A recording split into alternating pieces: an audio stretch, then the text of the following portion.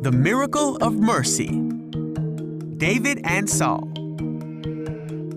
This is David. Hey! David was a shepherd who lived in Israel. David was chosen by God to be the next king of Israel when he was just a boy. But David had to wait a very long time until that promise would come true because there was another king of Israel named Saul. Saul was strong and tall and looked like everything a king should be. But Saul did not follow God like he was supposed to, and for that reason, God chose to take the kingdom from Saul's family and give it to David's. David became a great warrior.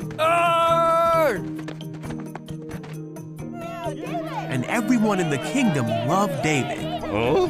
This made Saul jealous, and Saul hated David because he thought he would try to kill him and take the throne from his family.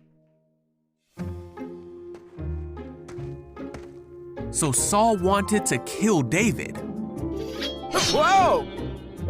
Saul hunted David, but he couldn't catch him. One day, Saul heard that David was in the wilderness of En-gedi.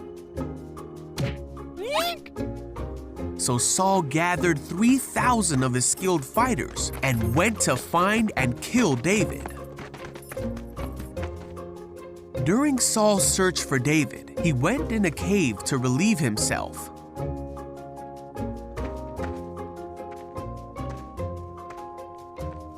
Well, this very cave was the one where David and his men were hiding.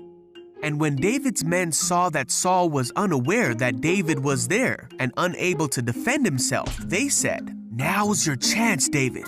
This is God telling you that he will give you your enemy to do with as you wish."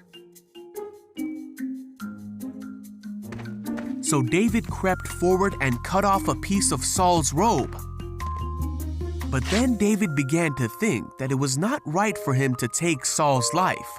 For no matter how much hardship and difficulty Saul had caused him, it was still not right for him to hurt the one who God had placed over Israel. So David told his men to back off, and he did not let them kill King Saul. They waited until after Saul had left the cave. And then David ran out of the cave and shouted after Saul, "My king! Why do you listen to people who say I am trying to harm you? Look, I cut it off, but I didn't kill you. This proves that I am not trying to harm you and that I have not sinned against you, even though you've been hunting me." David went on to promise that he would never harm Saul. David said that God would be the one to protect David and to rescue him from Saul's power. Saul said, "Is that really you, David?" And he began to cry. Saul said, "You are a better man than I. You have been amazingly kind to me today, for when God put me in a place where you could have killed me, you didn't do it. Who else would have done this? And now I realize that you are surely going to be king, and the kingdom of Israel will flourish under your rule. But promise me that when that happens, you will not kill my family." So David promised that he would not hurt Saul's family, and they left each other in peace. Now Saul continued to cause difficulty in David's life.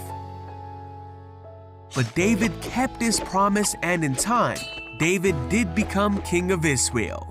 David was dearly loved by God, and Israel did flourish under his rule because David did everything that God wanted him to do, and he was a man after God's own heart.